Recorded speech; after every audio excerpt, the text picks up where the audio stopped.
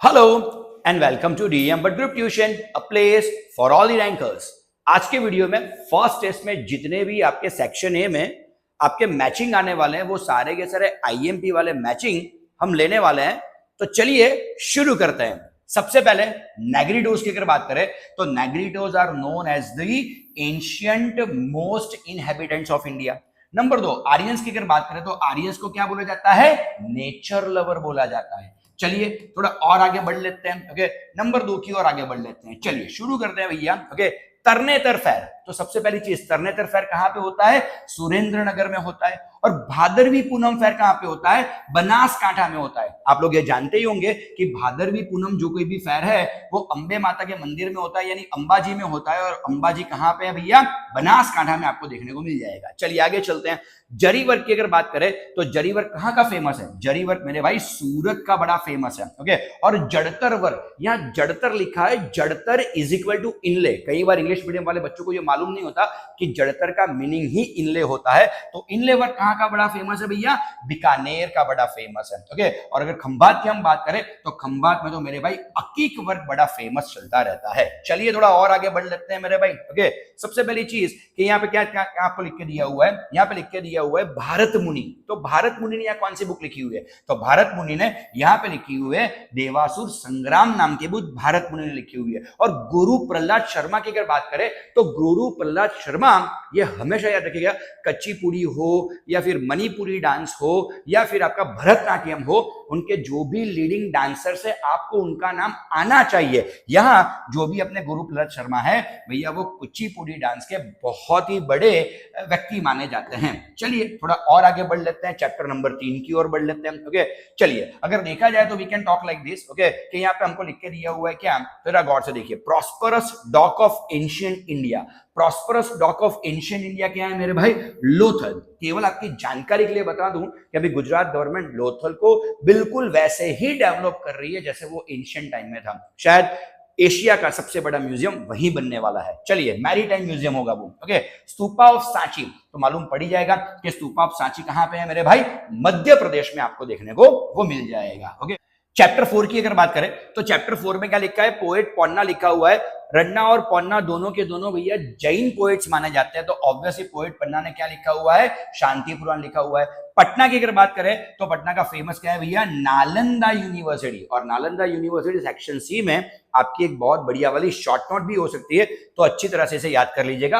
Board के लिए भी आईएमपी मानी जा सकती है। चलिए उसी तरह अगर कालिदास की अगर बात करें तो कालिदास जी ने क्या लिखा हुआ है? अभिज्ञान शाकुंतलम लिखा हुआ है। ओके, और भैया भवभूति की अगर बात करें तो भवभूति ने क्या लिखा हुआ है? उत्तर रामचरित लिखा हुआ है। चलिए थोड़ा और आगे बढ़ लेते हैं। ओके, क्या है क्या नहीं, लेट्स सी। ओके, चलिए आगे चलते हैं, चैप्टर नंबर 5 की ओर बढ़ते हैं। चैप्टर नंबर 5 आपके लिए बढ़िया इसलिए है मेरे भाई कि चैप्टर नंबर 5 में से 4 मार्कर आते ही आते हैं। अब तो आपके पास जनरल ऑप्शन है, तो जनरल ऑप्शन में याद रखिएगा कि चैप्टर 5 के तकरीबन 2 क्वेश्चंस आएंगे। तो चैप्टर नंबर 5 के एक भी बड़ा क्वेश्चन आपको मिस नहीं करना है। चलिए मैचिंग की ओर आगे बढ़ते हैं। आचार्य ऑफ केमिस्ट्री, ऑब्वियसली आचार्य ऑफ केमिस्ट्री हम किसको बुलाते हैं भैया? नागार्जुना को बुलाते हैं। ओके, और विजय स्तंभ जिसे आयन पिलर भी बोला जाता है, तो विजय स्तंभ कहां पे है? दिल्ली में है। चलिए इसी तरह बोला जाए तो शिल्होत्रा, शिल्होत्रा ने क्या लिखा हुआ है? तो शिल्होत्रा ने लिखा है अश्वशास्त्र, जिसे वेटरनरी आज के जमाने में बोला जाता है। जो वेटरनरी डॉक्टर होते हैं उनके लिए जो भैया बुक लिखी थी सबसे पहले वो शिल्होत्रा ने लिखी हुई थी। और वाघभट्ट का मोस्ट आईएमपी वाघभट्टा ने क्या लिखा है? अष्टांग हृदय लिखा हुआ है। चलिए थोड़ा और आगे बढ़ लेते हैं, क्या नहीं देख लेते हैं। ओके, चलिए आगे चलते हैं चैप्टर नंबर 8 की ओर। अच्छा, आपकी जो फर्स्ट टेस्ट है भैया उस फर्स्ट टेस्ट में चैप्टर 8, चैप्टर 9, चैप्टर 10 होंगे। तो शुरुआत करते हैं चैप्टर 8 से। Okay, land, water and pasture land. Okay, ये सारे के सारे कैसे हैं मेरे भाई? Commonly available resource. ये जो रिसोर्सेज है वो सारे के सारे कॉमनली अवेलेबल है। कॉमनली अवेलेबल रिसोर्सेज जो हर जगह पे देखने को मिल जाए, those are known as commonly available resources. Okay, लेकिन जब भी आप बात करें कोल, पेट्रोलियम और कॉपर की, तो कोल, पेट्रोलियम और कॉपर को रेयर रिसोर्सेज बोला जा सकता है। तो कोल की बात करें, पेट्रोलियम की बात करें या कॉपर की बात करें तो these are the rare resources. Okay, और आप लोग जानते ही हो सॉलिटरी रिसोर्स क्या है? जो केवल दुनिया में 1 या 2 जगह पर मिलता हो उसे अपन सॉलिटरी रिसोर्स बोलते हैं। और सॉलिटरी रिसोर्स कौन सा है? क्रायोलाइट मिनरल, ये भी याद रखिएगा। और क्रायोलाइट मिनरल मिलता कहां से है? ग्रीनलैंड में से मिल जाता है हमको। चलिए आगे चलते हैं, शुरू करते हैं डेजर्ट डेजर्ट सॉइल, तो डेजर्ट सॉइल आपको कहां पे देखने को मिल जाएगी? तो डेजर्ट सॉइल की अगर बात करें तो डेजर्ट सॉइल आपको राजस्थान, हरियाणा, कच्छ और कुछ कुछ पंजाब के हिस्सों में भी आपको डेजर्ट सॉइल देखने को मिल जाएगी। फॉरेस्ट टाइप सॉइल बड़ी आसान सी चीज है, दैट इज हिमालय और सह्याद्री और ईस्टर्न घाट्स में आपको देखने को मिल जाएंगे। चलिए थोड़ा और आगे बढ़ लेते हैं। ओके, चलते हैं भैया चैप्टर नंबर 9 की ओर। चैप्टर नंबर 9, ओके, सबसे पहली अगर बात करें तो सबसे पहले आता है भैया चैप्टर नंबर 9 में कालियादेव। कालियादेव कहां पे है? कालियादेव नेशनल पार्क आपको देखने को मिल जाएगा राजस्थान में, वही है बंदीपुर बर्ड सेंचुरी, वही कालियादेव जी का मंदिर है, उसे कालियादेव नेशनल पार्क के नाम से भी जाना जाता है। और नल सरोवर सारे के सारे बच्चे जानते हैं, नल सरोवर कहां पे मिलता है? गुजरात में आपको देखने को मिल ही जाएगा। ओके, तो याद रखिएगा कि कालियादेव इज इन राजस्थान, और अगर भैया अपन नल सरोवर की बात करें तो नल सरोवर कहां पे है? तो नल सरोवर भैया गुजरात में है। कई बार मैप में भी ये सारी चीजें पूछी जा सकती है। चलिए एलिफेंट प्रोजेक्ट की अगर बात करें तो एलिफेंट प्रोजेक्ट में क्या है? तो there are 26 protected regions. Okay, elephant की अगर हम बात करें तो 26 प्रोटेक्टेड रीजन्स आपको एलिफेंट प्रोजेक्ट के तहत देखने को मिल जाएगा। राइनो विजन बड़ा इजी वाला पूछा है, राइनो विजन कौन सा प्रोजेक्ट आएगा? राइनो प्रोजेक्ट आएगा। अच्छा, एक चीज यहां ये भी याद रखना कि वन हॉर्न राइनो, इंडिया में कौन सा राइनो पाया जाता है? तो इंडिया में जो राइनो पाया जाता है that is one horn rhino. और कहां पे पाया जाता है? आसाम में पाया जाता है। और आसाम अगर मैप में पूछा जाए तो कैसे पूछा जाएगा?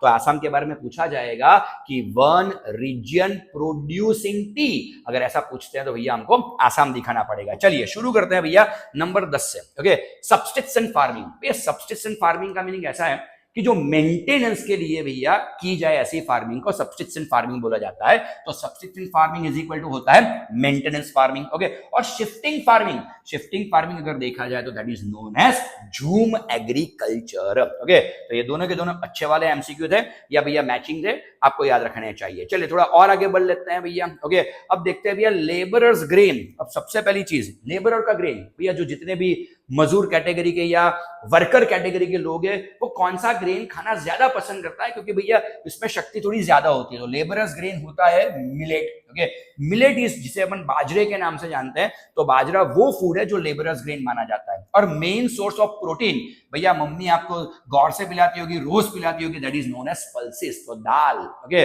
जो अपने घर में दाल बनती है ना, वही एक वेजिटेरियन के लिए सबसे अच्छा प्रोटीन का सोर्स अगर किसी को माना जाए तो वो केवल दाल है। और दाल माने क्या है मेरे भाई?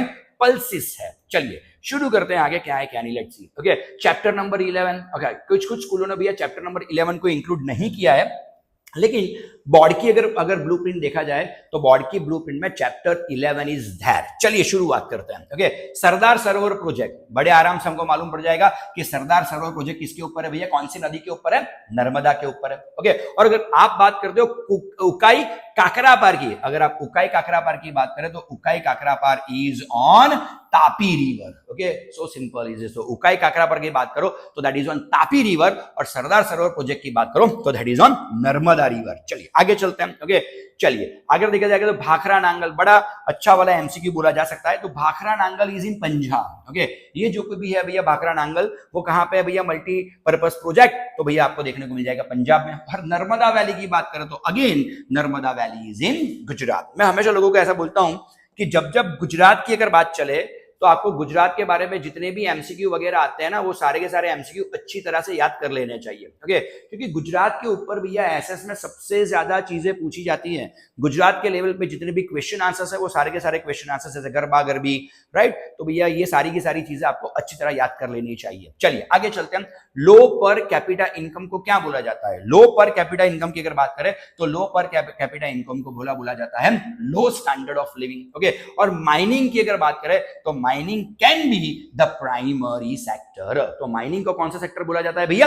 प्राइमरी सेक्टर बोला जा सकता है। चलिए थोड़ा और आगे बढ़ लेते हैं। चैप्टर नंबर 15 में भैया दूसरा भी हमको मैचिंग दिया हुआ है, तो we can start with the same thing. चलिए शुरू करते हैं भैया। Okay, the living factor of production. अब फैक्टर ऑफ प्रोडक्शन की बात करें तो उसमें लिविंग कौन सा यानी जिंदा कौन सा फैक्टर ऑफ प्रोडक्शन माना जाता है? तो भैया living factor of production is labour. और भैया मार्केट सिस्टम तो क्या बोला जाता है? तो market system is also known as capitalist system, ऐसा भी उसे बोला जाता है। ओके, दोनों के दोनों बहुत ही बढ़िया वाले ऑब्जेक्टिव थे, तो आपको याद रखना चाहिए। कहीं पे भी पूछे जा सकते हैं, ऐसा नहीं है कि केवल और केवल भैया ये मैचिंग में पूछे, ऐसा नहीं है, ये कहीं पे भी आ सकता है। चलिए शुरू करते हैं चैप्टर नंबर 16 के साथ। Okay, industrial policy of 1991। अब इंडस्ट्रियल पॉलिसी ऑफ 1991 वो क्या दर्शाती है भैया? तो इकोनॉमिक लिबरलाइजेशन दिखाती है, यानी हमने दुनिया के द्वार इंडिया के लिए खुले छोड़े थे एंड इट वाज 1991। ओके, चलिए, headquarter of world trade organization. अगर हेडक्वार्टर की बात करें तो भैया वर्ल्ड ट्रेड सेंटर का हेडक्वार्टर कहां पे है भैया?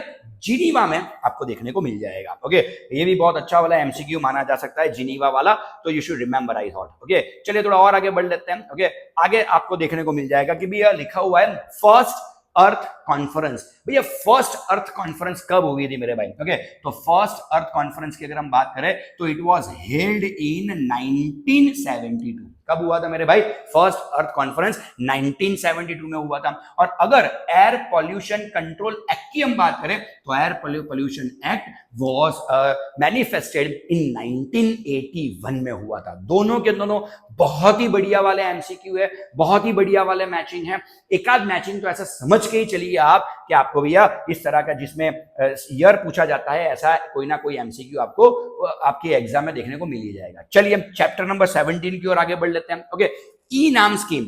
अब ये ई नाम स्कीम किसके लिए है? तो भैया ये जो ई नाम स्कीम है that is known as national agriculture market. Okay, किसे बोला जाता है भैया?